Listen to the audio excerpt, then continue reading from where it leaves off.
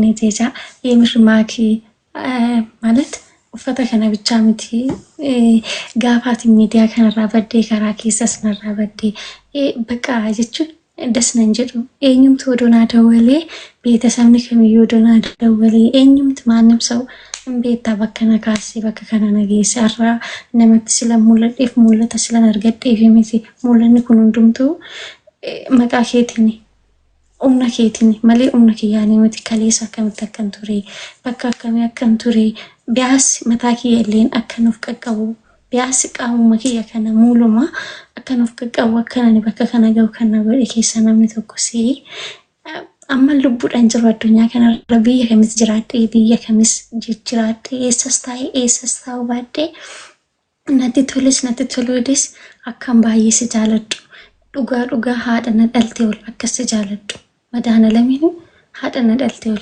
jaaladha baay'ee si kabaja gizee bakka jechuun amma gizee walirraa babbanne kana sirraa fadhii waadamoon si yaadachuu dhiisee odoon ta'e gizee si kennuun qaba ማለት nama wajjin jirtu sana waan beekuuf gizee si kennuun qaba sirratti dawwaluu si caqacaquu silan hin barbaanneef malee akkan gizee hundumaa eenyu dhugaa rabbi nama dachee kanarra jiru miti nama lubbuudhaan dhabee dirasii caalaa akkas jaaladhu naa barii baay'ee si jaaladha baay'ee si kabajaa jecha si hin qabu gizee hundumaa garuu amma lubbuudhaan jirutti waan biraa osii gochuu dadhabe akkas jaaladhu barii naa galatu. نوجستي عندي ميرا كذا نقولتي راكون جرو بوتي بيل ساعة بعد تشي ما نبجنا نمن عنجرو لنبا مناكي يلي نما قاري دا نما كسيتي يشون وانتي جوساني سميتي أو عملي سا رغودان كيسان أنك تكاني بيتاني ميديا كان رتي ولين هندو كيسوني بيتان نمني عملا لما تكو خيسا منا هيس خيسا بيوكو باتاني لي دي فما keessa beeku baatanillee xiqqoo taatullee hin beekani nama akkasitti firiidamatti nama amanu nama mirga nama beekuudha wallahi ibsaan nama gaariidha baay'ee maashaallah na so sa'a barbaadde bilbiltullee ati rakkoon jiru bilbiltullee bilbili ati anaaf akka ilmoo kiyyatti silaala si galee ani ijoollee daa'ima baay'ee jaaladha ilmoo hedduu jaaladha bakka ilmooti jechuu tana natti tolaan maal fakkate hin beekne durumarraa oromoon hin beekti nama hunda ilmooti jechee fixeewu waa baay'ee so saa barbaadde bilbiluu hin dandeessa bilbili yoo feete biidoo bilbili yoo feete waan barbaadde bilbili ishee rakkoon hin jiru. Tole waa fedhii dhugaa dubbachuudha maakii ishee asirratti beeku miti jechuun namoonni tokko social media irratti amala biraan nutti agarsiisu gaafa keessan ni dubbisni garuu nama biraan nutti ta'u keessattuu warri dhageetti gurguddaa kun garuu maakiin keessanis dhagee dubbisi keessanis dhaqii dubbisi ishuma asirratti agartu kana asiinis dubbisi ishuma asirratti agartu kana waa siiluu qabdu filafiiti siilulti ana dhugaa ani bakka nama bara jireenya kiyyaa keessatti wal bareeni asitti gammadee nama kanatti gammadeen beeku. Rakkoon jiru biiftuutiyyaa wallaa ani sin jaaladha hedduu si jaaladha ni beektaa bika guddaa akka ati geessuun barbaada hedduu si jaaladha wallaahi laazimna bakka gammachuun kan kiyyoomillee akka ati kuftuun barbaadu.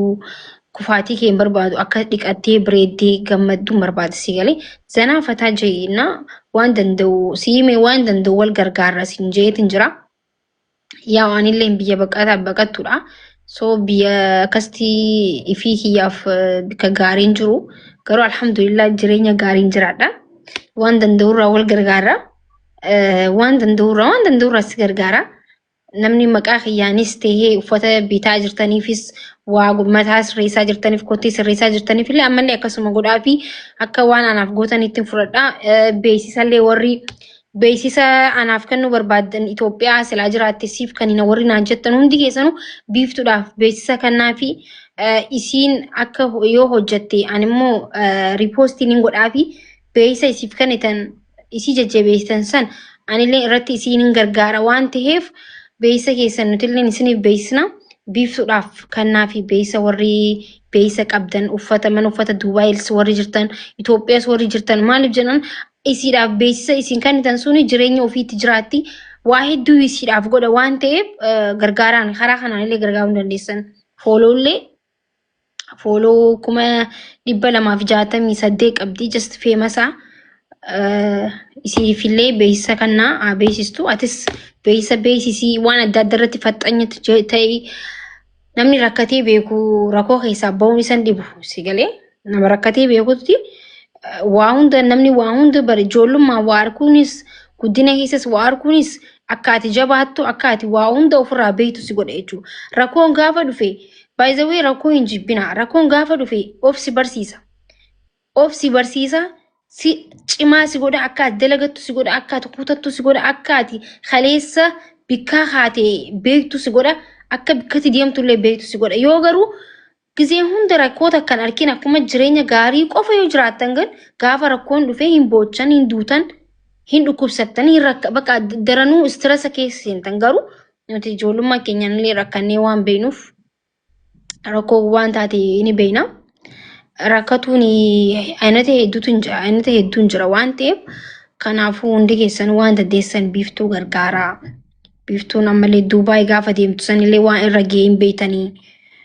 Miskiina wallaahi biiftuu tan amma ijoolleedha baay'isawee amma hin jarjarti xiqqishoo jarjara qabdii gisee isin waa dubbattanii xiqqishoo aartee fa'aa waa isin hin jechuu dandeessin gan micoon tun xiqqoodha waan isin hubachuu qabdanii haadhaaf abbas hin qabdu.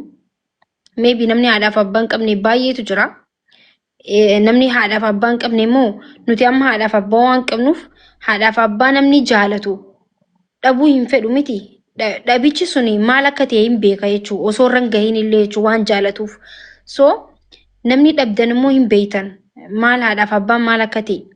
Micoon tun haadhaaf abbaan qabdu isin immoo Oromoon haa isiidhaaf haadha abbaa taatanii waan dandeessan kophees bittaniif fooxas bittaniif waan dandeessan gootaniif gargaara. Kanuma kanaan bira dhaabbadhaa isin haadha abbaa ta'aa fi isin obboleeyyan ta'aa fi micootan bira dhaabbadhaa. Wallaahi garaa nama balleesti. Wallaahi biiftuun nama gaariidha wallaahi uummata. Wal bira dhaabbadhaa jabeessaanii akkasiifitti dhiyeessaa jechuu barbaade yoo balleessite illee gorsaan arrabsinaa. Naa galatoomaa waan dhaggeeffattaniif. Maakuush akkasii anmoo yeroo sapiraayisiin godhaa yoo rabbi guyyaa 5 guyyaa 6 booda. Sapiraayisii guddaa tokko jiraanna waaqayyoon keessu ergitti dubbachuu sila hin barbaadnee fi gini sapiraayisiidha. Ibeen guyyaa meeqaa torbanarraa jechuudha. Torbanarraa sapiraayisii qabna. Sapiraayisii keenya waan itti maamu. Mana laayivii irratti? Laayivii torbanarraa hojjaa lammaffoo galgala. Bakka arra ta'uu qabaana arra mana nuu bantaa. Ana mana hiyyatti ana sagantaa siif qabaa. Ati koo bakka ana biratti waan hunda biyyooti naa guutee dasneedha. Ayyee guys torbaan akka har'aati. Gaafa roobii guys guyyaa roobii halkan saa meeqatti siif iyyaama kun uummata. Guyyaas ta'uu danda'a innis ta'uu danda'a. Beekamu. Halkan godhi guyyaan ittiin tolu halkan godhi yoo si mijjaa yoo garuu halkan si mijjooyne rakkoon hin jiru siif jee nin bana mana. Beekaa ana itti akka bantu akkuma sanallee fooloorsii 300 galuuf deemna gaafa fooloorsii 300 galee manuma kanatti kabajna. Waan barbaadde si gargaara dhagaye guyyaa roobii arbaa jedhamaami guyyaa roobiidha. Ati sandura guyyaa tokko sandura na himuu qabdashi yoo halkanis ta'e guyyaas ta'e boru akkana saa akkanatti akkana sagantaan qabaa jeenaa himiyaa. Uummanilleen halkan yoo ta'e boru sitti nima sagantaa. Sila halkan goote bareeda maaliif jennaan qamamoonni warri madaamilleen hojii fixatanii ta'anii dhufanii sagantaa kan keessii bireechisan taabtaabiin koppii liinkiidhaan maaliin sagantaa keessii bireechisan isaanii bireechisuun mana kanaa. Ani giftara caala warri mana keenyaa bireechi ijoollee koomantii ijoollee qamamee mana madaamiidha. Kana dhugaa jirtu himaa waan ta'eef gaafa tiktookiin irraa gubatees mooraalii xiyyaaf kanaan dhaabbatan abshiir jaa'in na waliin bo'an isaaniidha. Sigalee so halkan si wayya ana akka kiyyatti isaanii waliin fuwaasiif goonee sagantaa keetillee maal akka ta'e nutti hin leelimne walumaan laallame halkan si wayya garuu shi. Inni amma inni gaafuma sana agartuu baay'ee gammaddu baay'ee baay'ee baay'ee gammaddu warri Heeroo maatii mudeen ta'a. lakki ati ganaa ani ilmoo kee xiqqoodha miti inni hirmuu kanaadha kaayyoo Egaa. qaba. Machiim qaalimaa TikTok irra fiddee kunoo kana yoo naan jette egaa. Haatillee asirra bartee naan jaani. Kaadhimaa miti. Basaaqna manmoota oshi bakka rakkoon hin jiru kunooti si eeyna halkan roobii torbaan akka irraa halkan mana kiyyatti biiftuun teessan intalti saba guddaa sagantaa qabdii sapiraayizii qabdii dhufnee laalla sapiraayizii si jechuudha. Ilaalla dhugaa baay'ee gammaddu. Akkasiin gammaddan dhibbaan argitaniidha. Bakka nuti zannatnee dhufnaa hawwii yaamamtanii jirtan hundi keessanuu. Liinaa. Amma namni kun dhibba sadii sirra jirtan kuni nama 300,000 maasinis isinii galee gaafa sana yemirra waan bakka guggutii kiyya waan ta'eef akkanaa milkaa'uuf akkan galma ga'u immoo abdiin qabaa. Namni kufeena fuutiree tattaafachuun dirqama namaati waan ta'eef Ni laalla bakka guyyaa sana miira hiisin wajjin ka'a. Bakka amma torba guyyuma xiqqishoo hafeeyyee.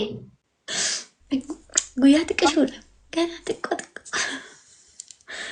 Ati immoo nu alaan badinii laayif irratti nu deebi'ee bakka kootu guyyaa guyyaas kootu galgala galgalas kootu.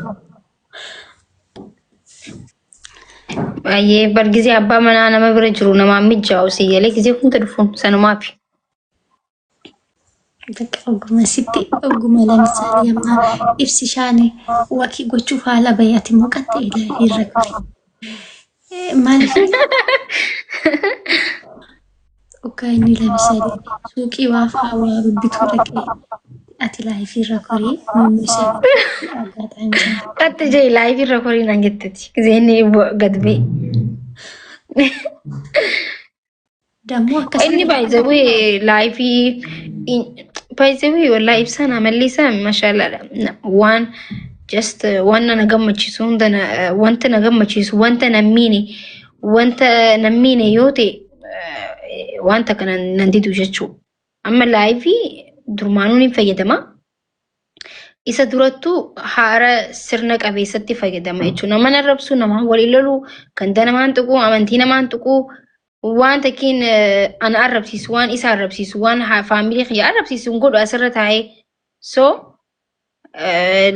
laayifii rakkoon qabu ግን amma naan mijaa'u malee. ati immoo seeftiidha. Seeftii jechuudha. Liinaa hawwii maa ustansa? Dubbadhaa naantee zimmi jennee natu. Liinaa. Waayee ni jira bar dhaggeeffachaa jira miira keessa gallee. Biiftuuti baga gammaddee koongiraa waan ta'e beekuu baadhullee si gammadee jira inshaallah akka gaariitti si kabajnaa guyyaa sanii. Bakka guyyaa san viidiyoo baataatillee direesa ajaa'ibaa kana uffadhuti kottu. Fataa shaafaa jeetiin dhufandee sagantaa biiftuu moo akkamittiin Jirtan lakkoofsa tokko barreessaa. Mana kana keessas bar jiraachuu na fanii bar. Mee lakkoofsa tokko barreessaa warra loltan. Good. Uno lakkoofsa tokko barreessaa. Haqa barbaaddas waan jaan haqa himanii yeroo mana kiyyaa kun. Namni kun hundi lola keessa turtanii. Haaftaniiree. Dhugaa dubbachuudhaan maafi anis ganama lola keessan ture.